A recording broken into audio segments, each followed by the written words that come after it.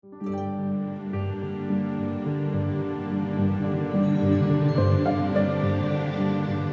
begin our story in early 1938, in an unsettled world.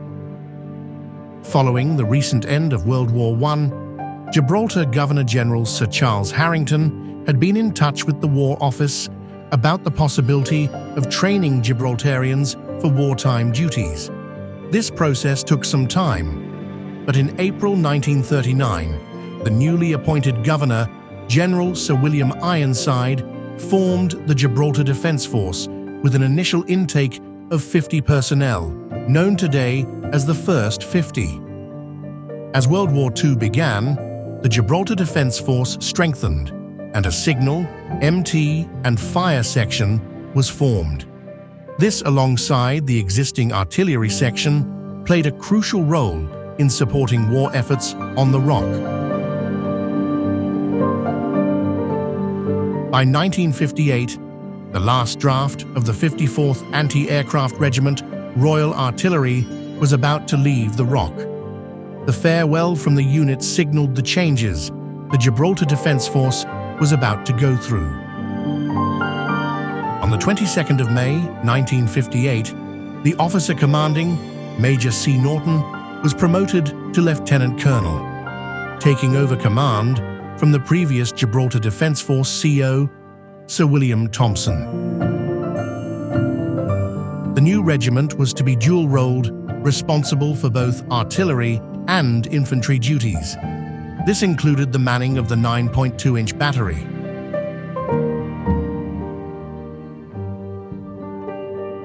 On the 25th of September 1971, the regiment was presented with its first colours.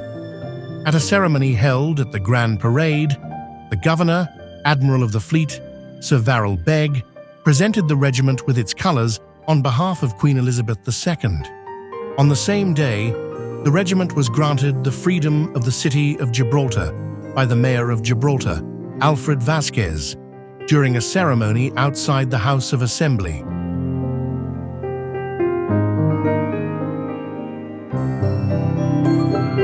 On the 15th of September, 1973, the artillery battery was named Thompson's Battery in honour of the late Sir Willie Thompson, and, in December 1975, Thompson's Battery was issued with 3 105mm L 5-pack howitzers. In late 1982, the regiment received 6 L 118-105mm light guns, replacing their 3 L 5-pack howitzers. Part of the same wave of enhanced defensive measures also saw the RG deploy the blowpipe missile system as part of a modernization initiative by the Ministry of Defence following Operation Corporate, the code name for the UK's Falklands campaign.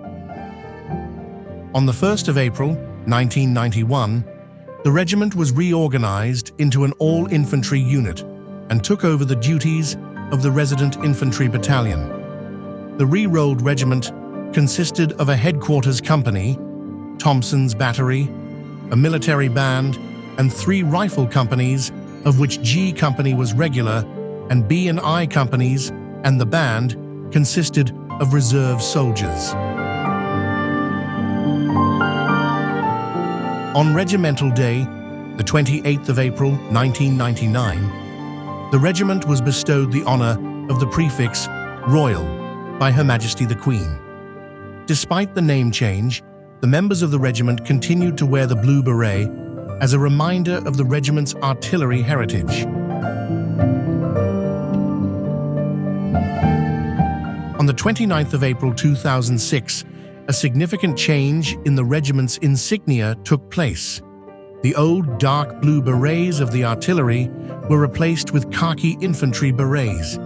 This could be seen as the final recognition of the regiment's changed role as an infantry unit since 1991. Today, the regiment has evolved into an all-infantry unit made up of regular and territorial soldiers. It may only be 350 strong, but its contribution to operations is disproportionate to its size. Throughout these years, The regiment has supplied officers and men for the conflicts in Northern Ireland, Kosovo, Sierra Leone, Bosnia, Afghanistan, and Iraq.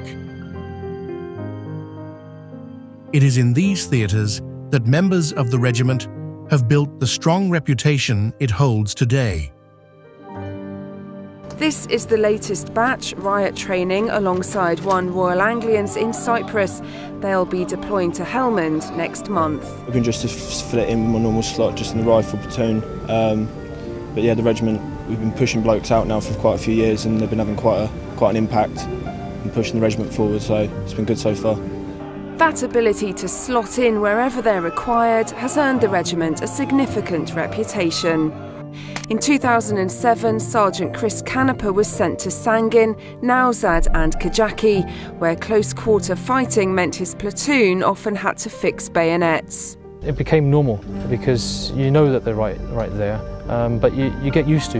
You get used to fighting them, and to tell the truth, it's just an extra bit of security for yourself, you know.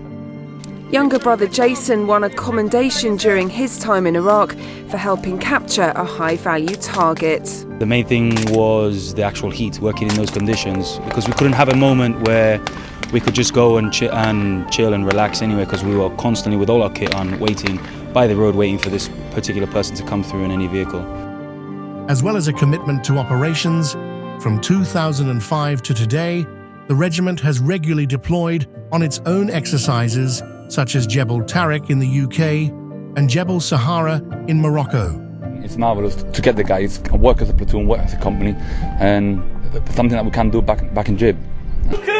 Well, as a TA soldier, we train that bit less than the regular element, so we don't have as many opportunities as the regular soldiers to carry out this kind of thing. So when we do have the chance, like today, the troops are high in morale. You know, we really want to get in there, get accustomed into what this type of environment is like, get used to the job. As well as the training and operational commitments, the RG also has a large commitment to ceremonial duties with Thompson's Battery as the only primary saluting station outside the UK, delivering multiple gun salutes throughout the year, and both I and B Company delivering parades as part of the ceremonial program.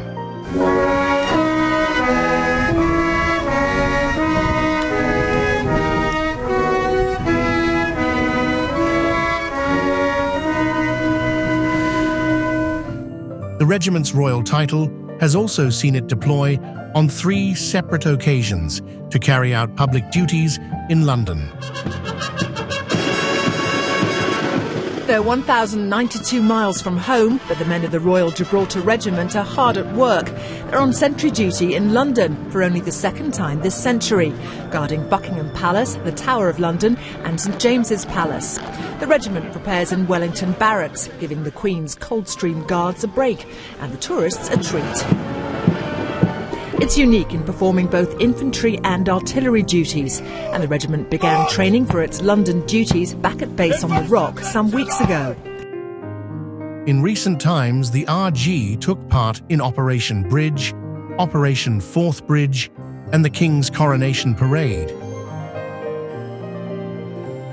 One of the unique attributes to the regiment is its ability to quickly deploy small training teams to support exercises and operations around the world. This has led to an opportunity for troops to deploy to places such as the Gambia, Chile, and Canada.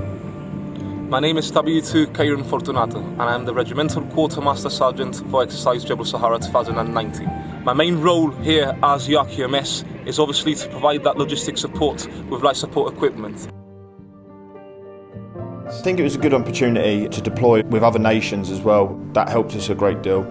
So working with other people, other nations, other UK regiments. So the big take home from that would have been just seeing how other people operate, thinking on our feet and quickly adapting to working with other nations. We are quite used to it anyway, working with Morocco, also in Gambia as well. So it is something that we are quite used to, but from a private soldier's perspective as well, it was good to see how other people go about their business. Today's modern regiment is a result of generations of hard work and dedication to bring the RG in line with the wider army. This regiment is unique in that it offers its soldiers more than just an infantry career, with some of its soldiers specializing as chefs, EOD, signalers, armorers, and vehicle mechanics. Now the RG is busier and more operational than ever before, with regular operational duties on the Rock supporting UK maritime operations. The RG also provides an EOD department for which remains ready to support the government of Gibraltar 24 hours a day, 365 days a year. Over the past few years, either through operations, exercise, sport, or AT, the RG has deployed troops to Morocco, Diego Garcia, France, the Gambia, Kenya, Canada, Ukraine, Iceland, Chile, Estonia, South Africa, UK, Nigeria, Bahrain, Germany, United States, Australia, and Norway. So, my name is Lieutenant Colonel John Pito. I'm currently the commanding officer for the Royal Gibraltar Regiment and will be the commanding officer for the next 2.5 years. My main effort as the commanding officer and main effort for the battalion during my tenure in command would be to recruit individuals and grow the force to its full strength. So I'm immensely proud of this battalion that I serve as its CO. It's full of wonderful people who are hardworking, loyal and dedicated to the cap badge that they serve.